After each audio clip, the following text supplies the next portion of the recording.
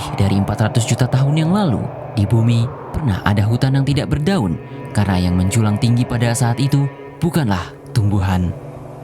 Pada era ini, tumbuhan belum mendominasi seperti sekarang, dan di era inilah jamur setinggi 8 meter tumbuh di daratan. Mereka disebut Prototasitis. Saat ini secara luas dianggap sebagai jamur, meskipun perdebatan masih berlangsung. Tapi sebelum ada jamur sebesar itu, asal-usul jamur memang dipenuhi teka-teki. Organisme unik ini kerap disalahpahami sebagai tumbuhan, padahal secara biologis bukan. Di dunia kita yang berisik, para jamur secara senyap mengendap, merayap, dan bahkan terbawa angin. Tidak hanya di tanah atau kayu lapuk, para jamur diam-diam juga ada di tubuh kita. Setelah di episode sebelumnya kita membahas awal mula tumbuhan, kali ini kita akan kembali masuk ke mesin waktu untuk menelusuri evolusi jamur dan mencari tahu asal-usulnya serta alasan kenapa mereka tidak termasuk tumbuhan.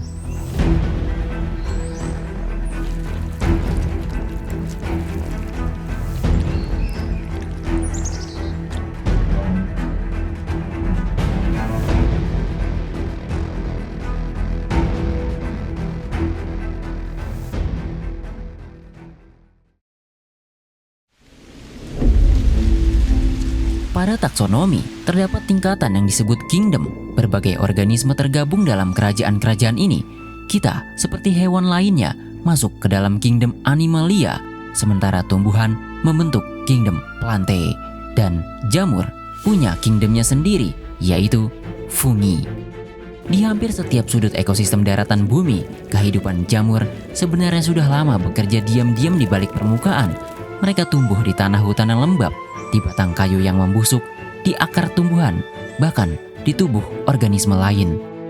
Kingdom Fungi merupakan kelompok eukariota yang sangat beragam, dengan anggota yang mampu bertahan di berbagai lingkungan, mulai dari hutan hujan tropis hingga wilayah dingin dan kering. Namun, jamur bukanlah sekedar itu, karena mereka adalah pengurai utama yang menjaga siklus nutrisi bumi tetap berjalan dengan memecah daun, kayu, dan organisme mati menjadi nutrisi baru bagi kehidupan lainnya. Seiring evolusinya, jamur mengembangkan berbagai cara hidup. Ada yang menjadi predator, parasit, dan patogen, sementara lainnya membentuk simbiosis dengan tumbuhan, alga, dan hewan. Sejak awal, jamur memanglah bukan tumbuhan.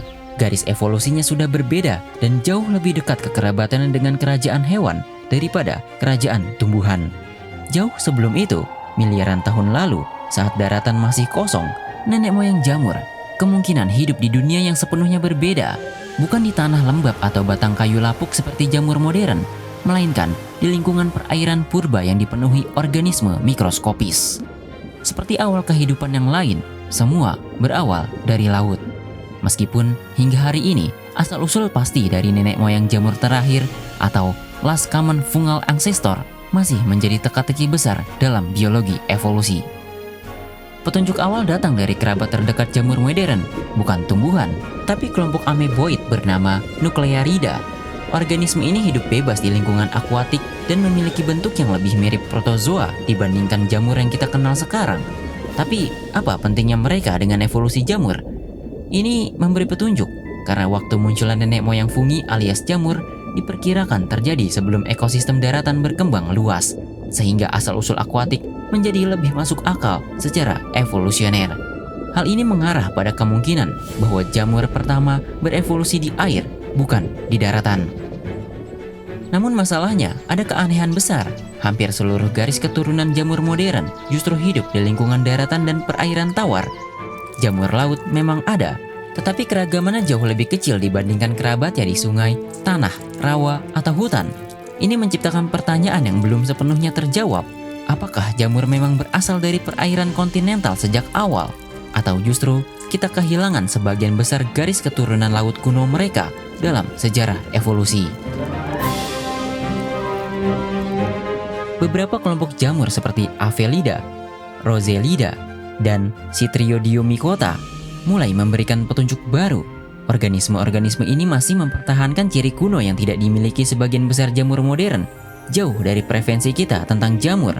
Mereka seperti bakteri, memiliki flagella, yang memungkinkan mereka bergerak bebas di air. Beberapa juga menunjukkan perilaku ameboid, merayap dan membungkus mangsanya, mirip seperti protozoa. Padahal mereka ini adalah fungi alias jamur. Karakteristik ini memperlihatkan bahwa nenek moyang jamur kemungkinan belum seperti jamur yang kita temukan entah di alam atau di piring makan kita, melainkan organisme mikroskopis akuatik yang aktif bergerak. Dari sini sudah jelas, jamur tidaklah sama dengan tumbuhan. Begitupun soal makanan, tidak seperti tumbuhan, jamur tidak bisa menghasilkan makanan sendiri. Jadi seperti hewan, jamur bersifat heterotrof. Sederhananya, bukan menghasilkan makanan, tapi mencari makanan. Secara ekologis, banyak dari garis keturunan awal ini hidup sebagai parasit bagi organisme lain, terutama mikroalga. Mereka menempel pada sel inang, menembus permukaannya, lalu menyerap nutrisi dari dalam. Para peneliti menduga gaya hidup inilah yang mungkin dimiliki nenek moyang seluruh fungi, organisme parasit kecil dengan kemampuan yang disebut fagotrofik, kemudian mampu bergerak menggunakan flagela maupun ameboid, sekaligus memiliki dinding sel kitin, yaitu dinding sel pada jamur pada tahap tertentu dalam siklus hidupnya. Karena organisme parasit kecil jarang hidup dalam populasi besar, jejak fosil mereka hampir tidak pernah ditemukan. Tetapi beberapa bukti tidak langsung dari periode Neoproterozoikum menunjukkan adanya aktivitas pemangsaan mikroskopis terhadap organisme eukariota lain, perilaku yang sangat mirip dengan jamur zoospora modern. Jejak samar ini mungkin merupakan bayangan pertama dari evolusi fungi di bumi purba. Kemudian, pada tahap inilah beberapa inovasi besar mulai muncul. Jamur awal kemungkinan mengembangkan enzim khusus untuk menghancurkan karbohidrat kompleks seperti selulosa. Mereka juga mulai membentuk struktur mirip rhizoid, filamen sederhana yang membantu menempel dan menembus permukaan padat. Adaptasi ini menjadi titik balik penting. Awalnya sebagai parasit, mereka menggunakannya untuk menyerang inang. Kemampuan tersebut kemudian membuka jalan menuju gaya hidup yang baru yang disebut saprotrofi, yaitu menguraikan dan mendapat makanan dari materi organik yang mati. Perubahan ini mengubah posisi jamur dalam ekosistem bumi. Dari parasit mikroskopis di lingkungan air, mereka perlahan berevolusi menjadi pengurai yang mampu memecah jaringan tumbuhan dan mendaur ulang nutrisi dalam skala global. Kemampuan menembus permukaan padat dan mencerna biopolimer kompleks akhirnya memungkinkan garis keturunan fungi menjelajah habitat baru, termasuk daratan yang saat itu masih tandus. Tapi inilah awal dari banyak hal.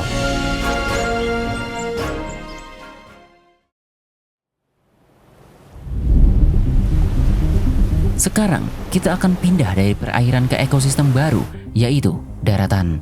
Salah satu perubahan evolusioner paling penting dalam evolusi jamur terjadi ketika sebagian garis keturunannya mulai meninggalkan dunia akuatik dan beradaptasi dengan lingkungan darat. Proses ini tidak hanya mengubah bentuk tubuh jamur, tetapi juga mengubah cara mereka tumbuh, mencari nutrisi, dan berinteraksi dengan lingkungan. Dalam proses panjang inilah muncul dua inovasi besar yang kemudian mendefinisikan sebagian besar fungi modern, yaitu pertumbuhan hifa dan hilangnya flagela.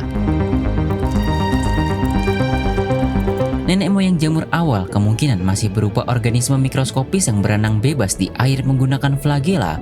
Namun, kehidupan di daratan menghadirkan tantangan yang berbeda. Nutrisi tidak lagi tersebar bebas seperti di lingkungan akuatik. Organisme harus mampu menjelajahi permukaan padat, menembus jaringan organisme lain, dan mencari sumber makanan di lingkungan yang jauh lebih kering dan kompleks. Sebagai respon terhadap tekanan ini, jamur mulai mengembangkan hifa, filamen panjang dan tipis yang dapat tumbuh menembus substrat. Struktur sederhana ini menjadi salah satu inovasi paling sukses dalam evolusi kehidupan. Dengan hifa, jamur mampu memperluas area pencarian nutrisi secara drastis, baik sebagai pengurai materi organik maupun sebagai parasit yang menyerang organisme lain. Tapi seperti apa hifa bekerja? Di ujung setiap hifa, aktivitas biologis berlangsung sangat intens. Bagian ini menjadi pusat pertumbuhan dan penyerapan nutrisi. Jamur mensekresikan enzim pencernaan ke lingkungan sekitarnya, memecah molekul organik kompleks di luar tubuh, lalu menyerap hasilnya kembali melalui membran sel. Cara hidup ini kemungkinan berasal dari nenek moyang parasit mereka, yang awalnya digunakan untuk menembus sel inang dalam mendapatkan nutrisi. Untuk mempertahankan pertumbuhan ujung hifa yang terus bergerak maju, jamur mengembangkan sistem internal yang sangat terorganisir. Pada banyak jamur modern, ujung hifa dikendalikan oleh struktur mikroskopis bernama Spitzenkorper atau SPK. Struktur ini merupakan kumpulan vesikel yang membawa enzim, lipid, dan bahan pembentuk dinding sel menuju ujung hifa yang sedang tumbuh. Di sekelilingnya, terdapat jaringan protein yang mengatur arah pertumbuhan, transportasi vesikel, hingga komunikasi sinyal kalsium di dalam sel. Melalui mekanisme ini, hifa dapat tumbuh seperti mesin biologis yang terus membangun dirinya sendiri dari bagian depan, merambat sedikit demi sedikit. Filamen jamur menembus tanah, kayu, atau jaringan organisme lain, membentuk jaringan miselium yang sangat luas di bawah permukaan. Sistem pertumbuhan seperti ini memungkinkan fungi mengeksploitasi lingkungan daratan dengan efisiensi yang luar biasa. Dengan senyap, mereka menjajahi lingkungan daratan. Bersamaan dengan evolusi hifa, flagela perlahan menghilang dari sebagian besar garis keturunan jamur. Di lingkungan air, flagela sangat berguna untuk berenang, tetapi di daratan, kemampuan menjelajah melalui pertumbuhan hifa menjadi jauh lebih efektif dibandingkan pergerakan sebagai sel tunggal. Hilangnya flagela menjadi salah satu penanda besar transisi fungi menuju kehidupan terestrial. Namun, bagaimana tepatnya jamur pertama kali mengkolonisasi daratan masih menjadi perdebatan ilmiah. Beberapa hipotesis mencoba menjelaskan proses ini. Pertama, dalam skenario hijau, jamur diperkirakan berevolusi bersama tumbuhan dan alga awal yang mulai menjajah daratan. Kedua, dalam skenario coklat, akumulasi materi organik dan tanah purba menyediakan sumber nutrisi yang mendorong evolusi osmotrofi dan pertumbuhan hifa. Ketiga, dalam skenario putih, lingkungan es dan glasiasi purba dianggap melatih fungi untuk bertahan dalam kondisi kekurangan air sebelum akhirnya mampu hidup di daratan terbuka. Meskipun detailnya masih belum pasti, ketiga skenario tersebut memiliki satu kesamaan penting. Jamur kemungkinan tidak menjajah daratan sendirian. Evolusi mereka tampaknya berjalan berdampingan dengan kelompok eukariota lain seperti alga, amuba, dan tumbuhan awal. Hubungan inilah yang kemudian memicu diversifikasi besar fungi di daratan. Sebagian garis keturunan berkembang bersama mikroorganisme dan hewan kecil tanah, sementara kelompok lain membentuk hubungan mendalam dengan tumbuhan, menciptakan fondasi ekosistem daratan modern. Dari organisme akuatik kecil yang berenang bebas, kerajaan fungi perlahan berubah menjadi jaringan filamen bawah tanah yang mampu membentuk tanah, mendaur ulang nutrisi, dan menopang kehidupan di planet ini. Evolusi hifa tidak hanya mengubah jamur, tetapi juga membantu mengubah permukaan bumi itu sendiri. Tapi belum lengkap jika kita belum membahas bagian paling mencolok dari jamur. Selama sebagian besar sejarah awalnya, jamur kemungkinan hanya hidup sebagai jaringan hifa sederhana yang menyebar di berbagai media. Bentuk seperti ini sudah sangat efektif untuk menyerap nutrisi. Hifa dapat menembus celah-celah kecil, mensekresikan enzim pencernaan ke lingkungan, lalu menyerap hasil penguraian kembali ke dalam tubuh. Namun, pada titik tertentu dalam evolusi, beberapa garis keturunan jamur mulai mengembangkan sesuatu yang jauh lebih kompleks. Mereka mulai membangun struktur 3 dimensi yang menjulang keluar dari substrat. Inilah awal kemunculan tubuh buah atau sporokarp jamur. Inilah struktur yang biasa disebut mushroom atau jamur itu sendiri. Tapi sebenarnya, apa tubuh buah atau sporokarp itu? Ini merupakan salah satu evolusi paling spektakuler dalam kerajaan fungi. Struktur ini mencakup berbagai bentuk yang sangat familiar bagi manusia, mulai dari jamur payung di lantai hutan, jamur kayu berbentuk rak, jamur karang bercabang, puffball, hingga truffle bawah tanah. Meskipun bentuknya sangat beragam, semuanya memiliki fungsi dasar yang sama, yaitu menghasilkan dan menyebarkan spora. Selama ini, tubuh buah atau sporokarp inilah yang sering kita sebut jamur dan disalahartikan sebagai bagian utama dari jamur itu sendiri. Sporokarp ini jugalah yang membuat jamur dituduh sebagai tumbuhan. Padahal, sporokarp bukanlah keseluruhan dari jamur. Sebagian besar tubuh jamur sebenarnya tetap tersembunyi sebagai jaringan hifa. Sporokarp hanyalah organ reproduksi sementara sebagai penyebar spora yang muncul ketika kondisi lingkungan mendukung. Namun, dari fungsi sederhana itu, evolusi menghasilkan variasi bentuk yang luar biasa. Ukuran sporokarp saja mencakup rentang yang sangat besar, beberapa askomata mikroskopis hanya berukuran sekitar 100 mikrometer, hampir tak terlihat mata. Di sisi lain, beberapa jamur bracket raksasa seperti Venulus ellipsoideus dapat membentuk sporokarp sepanjang beberapa meter, sementara puffball raksasa Langermannia gigante dapat tumbuh sebesar bola besar dengan diameter mendekati 1 meter. Menariknya, sporokarp kompleks ternyata tidak berevolusi satu kali. Penelitian filogenik menunjukkan bahwa struktur multiseluler kompleks muncul secara independen berkali-kali pada berbagai cabang evolusi jamur. Setidaknya 8 hingga 11 garis keturunan fungi diketahui mengembangkan sporokarp mereka sendiri secara terpisah. Ini berarti nenek moyang bersama mereka kemungkinan belum memiliki sporokarp kompleks. Dengan kata lain, evolusi terus menemukan kembali ide yang sama. Fenomena ini disebut sebagai evolusi konvergen. Kelompok jamur yang tidak berkerabat dekat dapat menghasilkan struktur tubuh yang sangat mirip karena menghadapi masalah ekologis yang sama, yaitu bagaimana melindungi spora dan menyebarkannya seefisien mungkin. Hal ini membuat evolusi jamur berbeda dibandingkan hewan dan tumbuhan. Pada hewan, rancangan tubuh dasar relatif stabil. Mamalia tetap mempertahankan pola tubuh mamalia, tumbuhan berbunga tetap mengikuti pola tumbuhan berpembuluh. Tetapi pada jamur, bentuk sporokarp ternyata sangat plastis. Struktur yang mirip dapat muncul berkali-kali secara independen, hilang, lalu muncul lagi dalam bentuk berbeda. Sporokarp hanya sedikit hal yang membuat jamur terlihat magis. Kerajaan yang sering diremehkan ini berevolusi kadang jauh dari yang mampu kita imajinasikan. Organisme ini bahkan dapat membuat manusia ketar-ketir.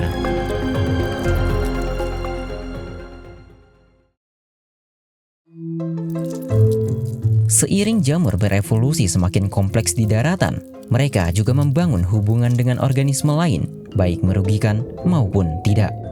Termasuk hubungan mereka dengan hewan yang berkembang menjadi salah satu interaksi biologis paling rumit di bumi. Mereka juga menjadi sumber makanan, pemburu, parasit, simbion, bahkan manipulator perilaku hewan.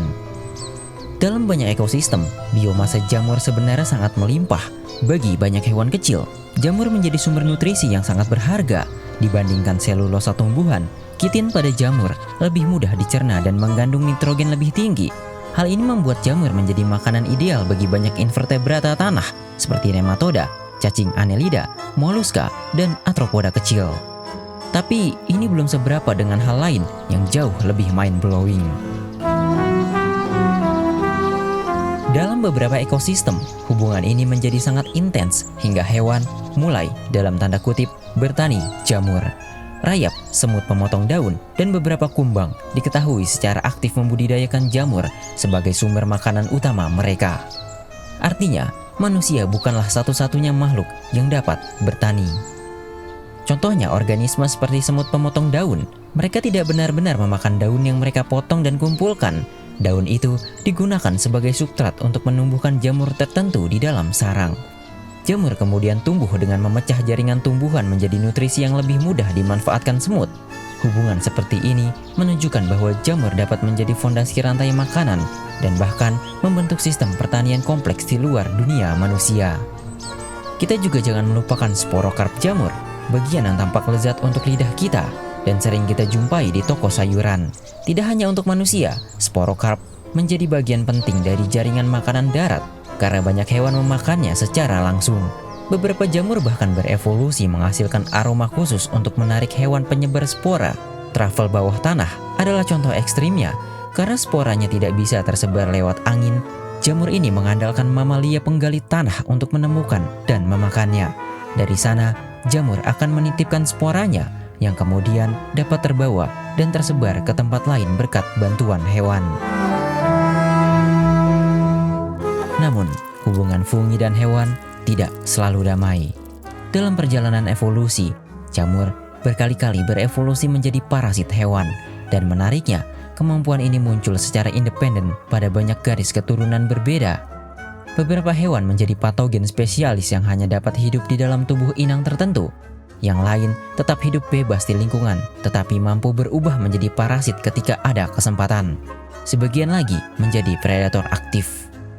Di tanah yang miskin nutrisi, beberapa jamur mengembangkan jebakan mikroskopis untuk menangkap nematoda. hifa mereka berubah menjadi cincin lengket, jaring perangkap, atau struktur yang dapat menjerat mangsa hidup. Ketika nematoda menyentuh perangkap itu, jamur segera menembus tubuhnya dan mencerna jaringan internalnya. Ini adalah salah satu contoh paling dramatis bagaimana organisme yang awalnya berevolusi sebagai pengurai dapat berubah menjadi pemburu aktif. Bagaimana? Apakah sudah merasa jika jamur dan tumbuhan sangat berbeda? Tapi ini masih belum seberapa. Dalam dunia parasit, jamur parasit ditemukan hampir di seluruh cabang kerajaan hewan. Mereka diketahui menginfeksi vertebrata termasuk manusia, dan juga invertebrata seperti serangga, nematoda, moluska, cacing, rotifera, tardigrada, bahkan karang laut. Banyak kasus mungkin belum diketahui karena hubungan mikroskopis seperti ini sulit diamati di alam. Bagi manusia, beberapa jenis jamur bahkan dapat menimbulkan masalah kesehatan serius. Tapi, jamur yang menginfeksi manusia tidak bisa mengubah kita menjadi zombie. Namun, beda cerita bagi salah satu garis keturunan paling terkenal, yaitu Ophiocordyceps. Ini adalah kelompok jamur parasit serangga yang mampu mengambil alih perilaku inangnya. Pada beberapa spesies, spora jamur menginfeksi tubuh semut, lalu tumbuh perlahan di dalam jaringan internalnya. Ketika infeksi mencapai tahap tertentu, perilaku semut mulai berubah. Semut dipaksa memanjat vegetasi dan menggigit permukaan daun atau batang pada posisi tertentu sebelum akhirnya mati. Setelah itu, jamur yang sudah menggerogoti tubuhnya kemudian menumbuhkan sporokarp yang tumbuh keluar menembus tubuh semut dan melepaskan spora ke lingkungan. Fenomena ini sering disebut sebagai zombie and fungus, dan semut hanyalah salah satu yang mereka infeksi. Tapi interaksi kompleks ini tidak berhenti hanya dengan kerajaan hewan. Mari kita menyeberang ke kerajaan lain. Bagi tumbuhan, jamur juga dapat bersifat parasit maupun pengurai bagi tumbuhan mati. Sporokarp yang tumbuh di kayu lapuk adalah pemandangan paling umum bagi manusia tentang jamur. Tapi ada satu interaksi paling menarik bagi ilmuwan tentang jamur dan tumbuhan. Sejak tumbuhan pertama mulai berevolusi keluar dari air menuju daratan, jamur sudah berada di dekat mereka. Hubungan antara fungi dan tumbuhan kemungkinan merupakan salah satu kemitraan biologis tertua di bumi. Bahkan sebelum hutan pertama muncul, nenek moyang jamur diduga telah hidup berdampingan dengan alga dan organisme fotosintetik lain di lingkungan perairan dangkal. Ketika tumbuhan mulai menaklukkan daratan sekitar ratusan juta tahun lalu, jamur ikut menyertai proses itu. Bukan hanya sebagai pengikut, tetapi sebagai salah satu faktor yang memungkinkan kolonisasi daratan terjadi. Di daratan purba yang tandus dan miskin nutrisi, tumbuhan awal menghadapi masalah besar. Tanah belum terbentuk sempurna, unsur hara sangat terbatas, dan air sulit dipertahankan. Dalam kondisi seperti ini, jamur memberi sesuatu yang sangat penting. Jaringan hifa yang mampu menjelajah jauh ke celah batuan dan sedimen telah membantu tumbuhan untuk menyerap air serta mineral. Sebagai imbalannya, tumbuhan menyediakan hasil fotosintesis berupa gula dan senyawa karbon kepada jamur. Dari hubungan inilah lahir apa yang disebut mikoriza, salah satu bentuk simbiosis paling sukses dalam sejarah kehidupan. Saat ini, sekitar 90% spesies tumbuhan masih membentuk asosiasi mikoriza dengan jamur. Pada hubungan ini, hifa jamur menyelimuti atau bahkan menembus jaringan akar tumbuhan, yang kemudian memperluas kemampuan akar untuk menyerap fosfor, nitrogen, dan air. Tanpa jaringan jamur tersebut, banyak tumbuhan modern akan jauh lebih sulit bertahan hidup, terutama di lingkungan miskin nutrisi. Begitulah kompleksitas dari sebuah kerajaan yang luar biasa ini.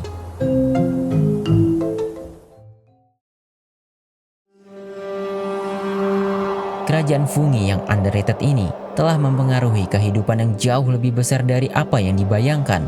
Mereka hidup di bawah tanah, di dalam akar tumbuhan, di udara, di tubuh hewan, bahkan di jaringan organisme yang tampak sehat sekalipun. Selama ratusan juta tahun, fungi terus berevolusi, beradaptasi, dan membentuk hubungan dengan hampir seluruh kehidupan di bumi.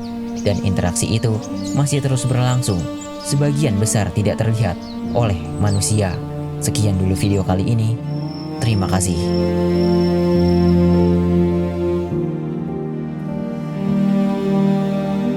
Seperti biasa di akhir video, mari kita bacakan pesan dari donatur di Saweria dan Super Thanks YouTube. Pertama dari Faro calon dokter FK Unair. Sukses selalu bang, terima kasih doanya. Saya doakan juga semoga benar-benar menjadi dokter. Selanjutnya dari Frankie Boy 4270. Terima kasih. Sama-sama, terima kasih juga sudah berdonasi. Terima kasih untuk teman-teman semua yang telah memberi dukungan. Tentu saja dukungan teman-teman ini akan sangat berarti bagi kami untuk membuat konten-konten edukasi ke depannya.